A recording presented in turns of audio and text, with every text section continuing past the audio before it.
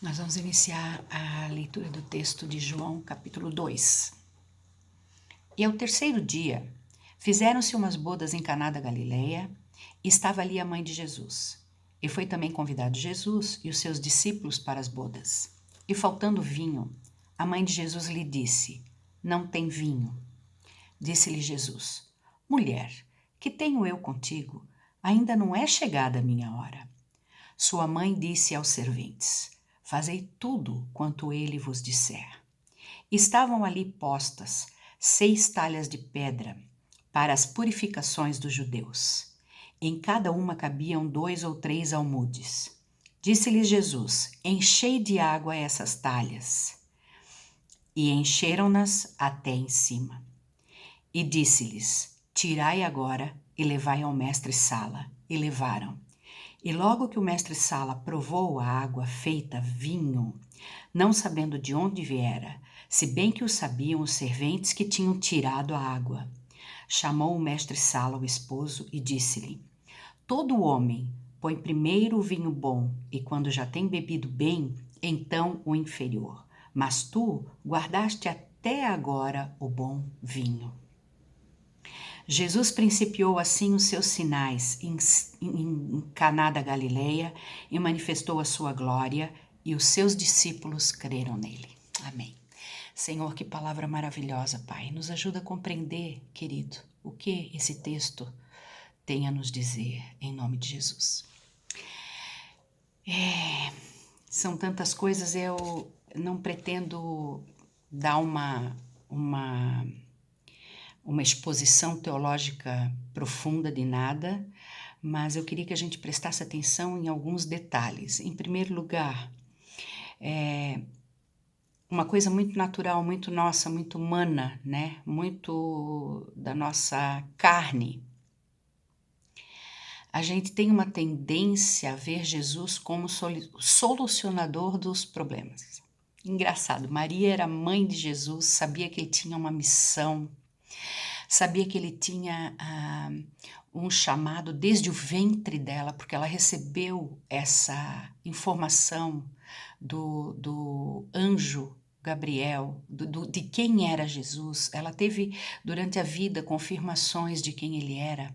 E, no entanto, até para essa mulher, que tinha o dia a dia da pessoa do Senhor Jesus, na natureza humana dela, foi difícil ela entender Jesus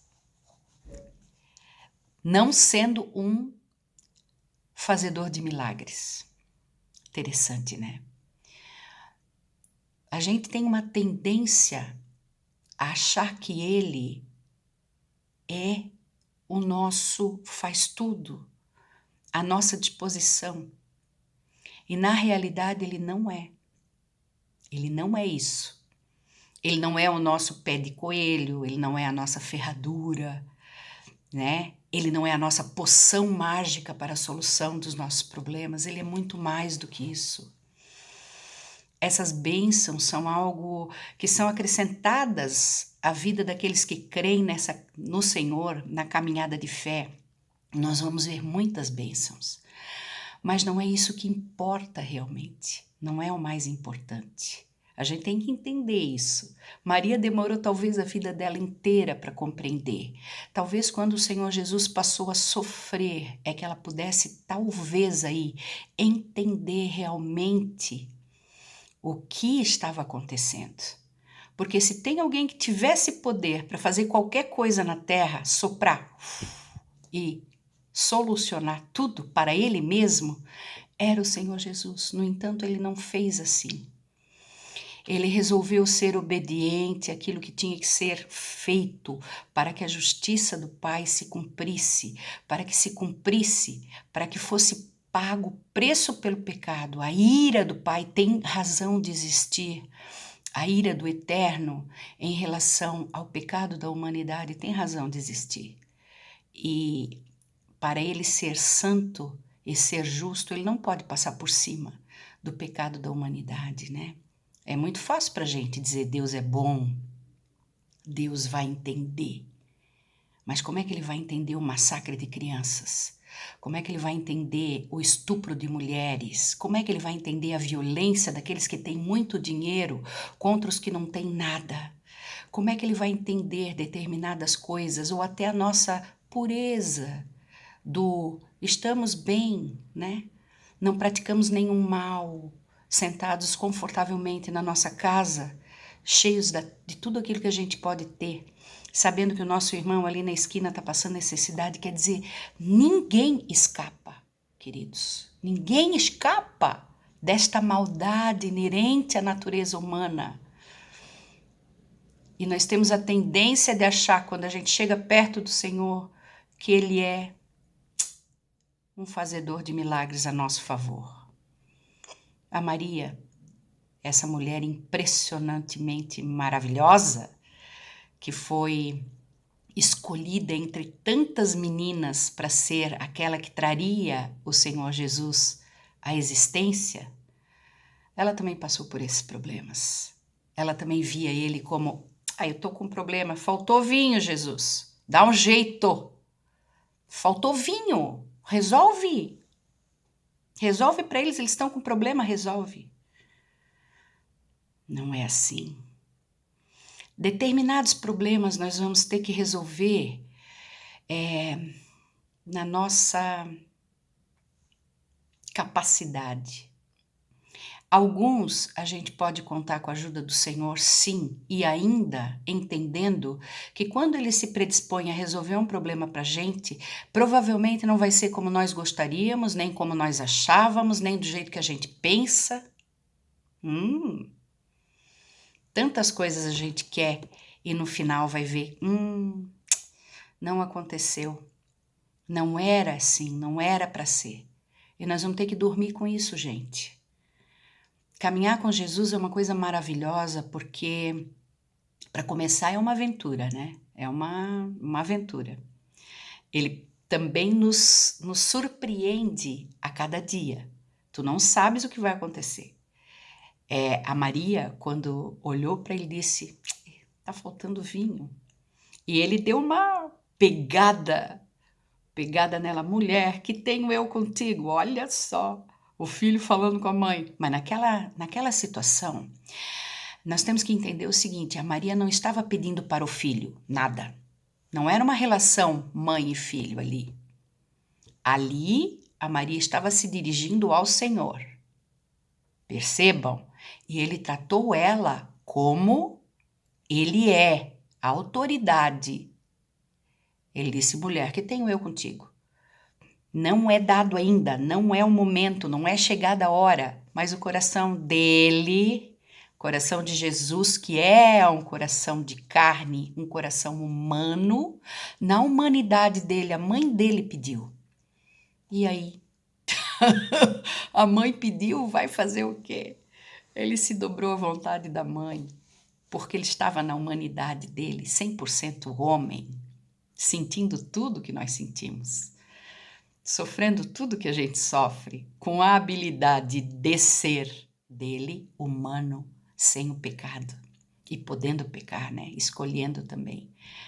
Podendo escolher. Senão não seria humano. Se ele não tivesse opção de escolha, ele não seria um homem, né? Porque a escolha na nossa natureza é uma coisa impressionante. Só o homem pode escolher. Os animais não escolhem, eles agem por instinto, eles não fazem nada por pura maldade ou por pura bondade.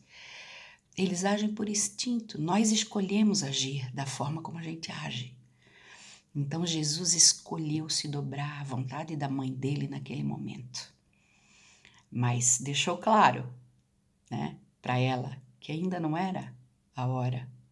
Ele se dobrou ali, naquele momento. E a Maria deve ter dormido com isso. Mas é isso. Nesse vídeo eu quero falar só disso. Eu vou fazer mais um vídeo para a gente aprofundar esse transformar da água no vinho. Mas esse primeiro vídeo é para a gente pensar um pouquinho em como nós vemos Jesus. Como será que a gente vê Jesus? Como nosso transformador pessoal da água no vinho que a gente precisa? Todos nós somos assim, ninguém escapa. Só que a gente, caminhando com Jesus, tem que aprender que isso tem que mudar. A nossa visão tem que amadurecer. Tem gente que quando ora e a coisa não acontece, para pensar, será que ele existe? Será que ele me ama? Olha, eu vou deixar de acreditar, Deus não é isso, Deus não é aquilo. Ele nos ama, ele existe e ele faz a vontade dele, que é sempre boa, agradável e perfeita, mesmo que a gente sofra. E sofremos e dói. Nós não entendemos o porquê do sofrimento. E nem eu aqui pretendo explicar. Eu sei que eu nada sei em relação a isso, mas eu sei o que eu vivo, né? Então, vamos amar Jesus como ele merece ser amado, profundamente, muito mais como nosso Senhor do que como nosso Salvador, como aquele que é, e por ser, a nossa vida já está com tudo que ela precisa, só porque ele é na nossa vida. Vamos amar Jesus como ele merece. Eu vou fazer um outro vídeo para explicar esse negócio da água transformada em vinho. Explicar pretensão, não pretendo nada. Só vamos conversar a respeito para a gente raciocinar a respeito das coisas de Deus. Beijo.